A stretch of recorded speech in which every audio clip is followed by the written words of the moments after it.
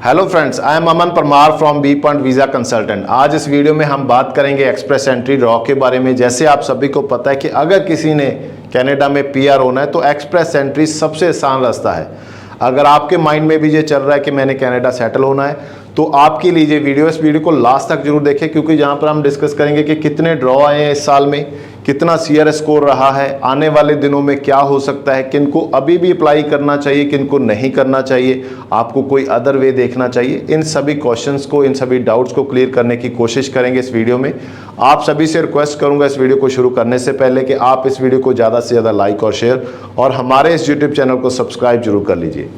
सबसे पहले मैं आपके साथ ये डेटा शेयर कर रहा हूं जहां पर एक्सप्रेस एंट्री के जितने भी ड्रॉ आए हैं जनवरी से लेकर अभी तक जुलाई तक, वो सारे मैंने जहां पर लेकर आया हूं आपके लिए, ताकि आप इस डेटा को देखकर समझ सकें कि आपको अप्लाई करना चाहिए या नहीं करना चाहिए, कितना मिनिमम स्कोर रहा है इस साल में, आपका सीआर स्कोर कितना है, आपको आईटीए आ सकता है नहीं आ सकता, ये डेटा हमें क्लियर कर देगा। सबसे पहले हम बात करते हैं जो अलग अलग तरह के जहाँ पर प्रोग्राम आपको जिसके बेस पे ये ड्रॉ आए हैं उसके बारे में बात करते हैं। आपने देखा कि नो प्रोग्राम स्पेसिफाइड के काफ़ी ड्रॉज हैं। इस ड्रॉ में कोई प्रोग्राम स्पेसिफाइड नहीं होता, यानी कि जितनी भी फाइल्स एक्सप्रेस एंट्री में है, फिर चाहे वो किसी भी कैटेगरी में हो, FSW यानी कि federal skilled worker, federal skilled trade, PNP, किसी का भी है, कैनेडियन एक्सपीरियंस क्लास, कोई भी फाइल आपकी एक्सप्रेस एंट्री में है तो वो नो प्रोग्राम स्पेसिफाइड में अगर आपका सीआर स्कोर मीट करता है, जहाँ उससे उतना है जहाँ उससे ज़्यादा है, तो आपको ITA आ जाएगा।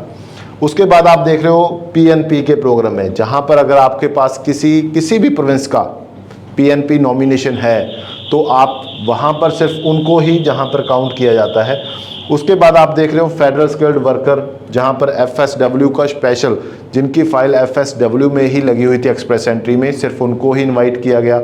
उसके बाद आपने देखा कि जहाँ 28 जून के बाद targeted for 35 health care occupations, उसके बाद 5 जुलाई को टारगेटेड फॉर 24 स्टेम ऑक्यूपेशंस, फिर आ गया हेल्थ केयर ऑक्यूपेशंस का, उसके बाद आ गया टारगेट फॉर फ्रेंच स्पीकर्स।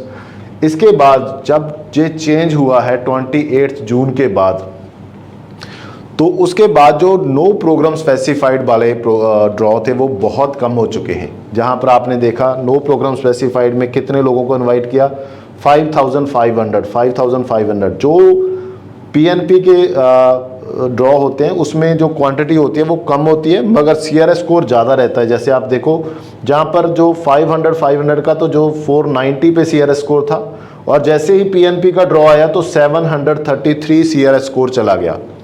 733 में उस पर्सन के जो सीआर स्कोर था वो 133 था, और 600 उसके पास PNP का स्कोर ऐड हुआ है। तो जैसे ही हम जहाँ पर आते हैं, जहाँ पर नो प्रोग्राम स्पेसिफाइड में उन्होंने लास्ट जो 3 ड्रॉ किए थे 4800, 4800, 4300, और जहाँ पर जो सीआर स्कोर चल रहा था वो 488, 486, और जो लास्ट सीआर स्कोर आया था वो आया था 476। जे इस समय साल का सबसे लोएस्ट सीआर स्कोर था 476, जो नो प्रोग्राम स्पेसिफाइड पे देखा गया था। उससे पहले 481 था और जे सबसे लोएस्ट था। प्रॉब्लम क्या हुआ कि जैसे ही सीआर स्कोर नीचे जाना शुरू हुआ तो जो ऑक्यूपेशन लिस्ट के अकॉर्डिंग जो इन्होंने टारगेटेड ड्रॉ निकालने शुरू कर दिए, तो नो प्रोग्राम स्पेसिफाइड का काम खत्म हो गया। 28 जून के बाद नो प्रोग्राम स्पेसिफाइड में सिर्फ इन्होंने 700 लोग उठाए और 511 वहाँ पर निकले सीआर स्कोर रहा। तो जब नो प्रोग्राम स्पेसिफाइड में क्वांटिटी कम हो जाएगी, सिर्फ 700 को जहाँ पर लिया, उसके बाद नो प्रोग्राम स्पेसिफाइड में सिर्फ 800 को लिया तो भी 505 इनका स्कोर रहा।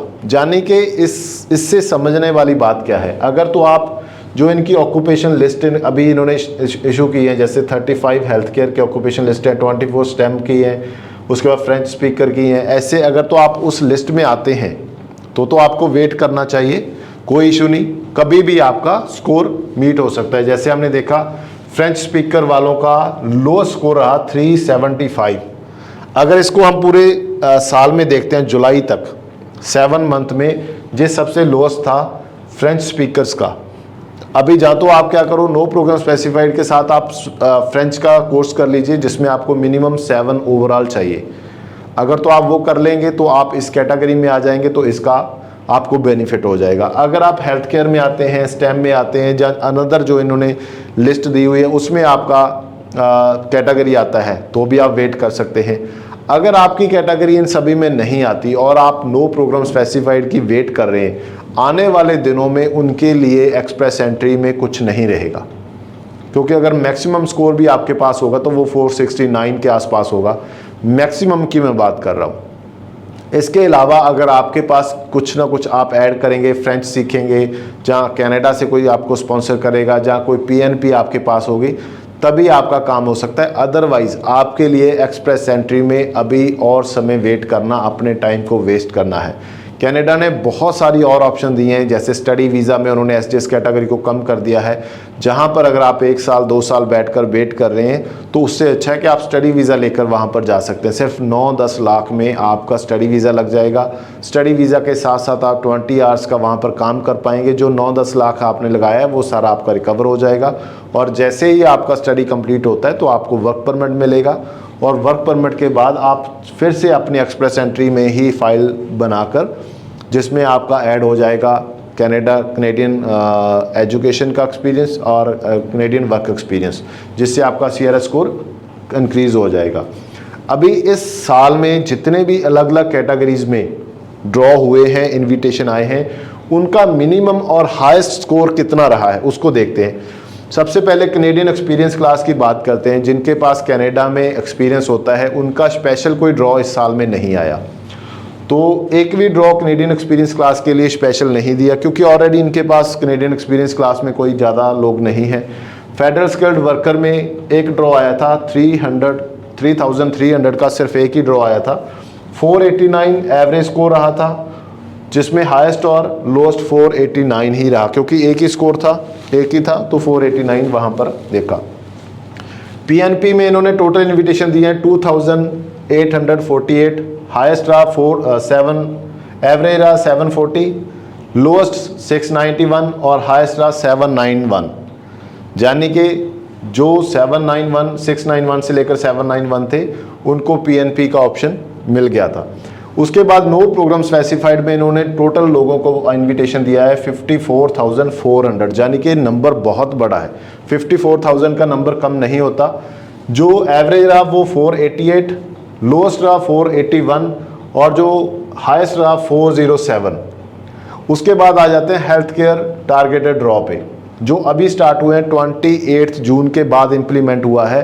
पहला ड्रा 28 जून को ही आया था। 2000 लोगों को इनवाइट किया गया। 469 एवरेज स्कोर रहा, 463 लोएस्ट और 476 हाईएस्ट।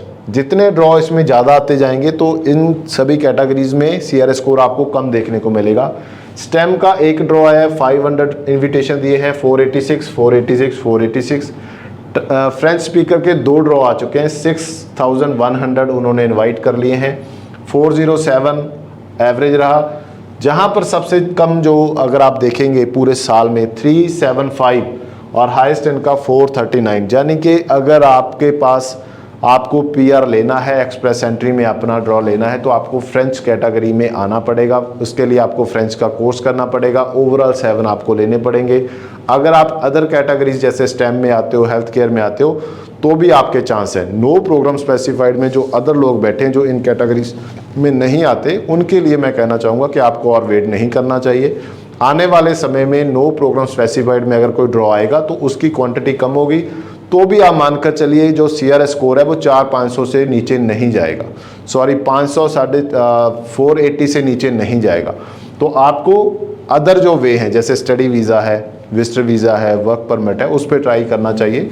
बैठकर टाइम वेस्ट नहीं करना चाहिए। उम्मीद करता हूँ ये वीडियो आपको काफ़ी अच्छी लगी होगी। इसको ज़्यादा से ज़्यादा शेयर करें और हमारे इस YouTube चैनल को सब्सक्राइब जरूर कर लें, ताकि आपको ऐसी और वीडियोस देखने को हमेशा मिलती रहे। Thank you so much.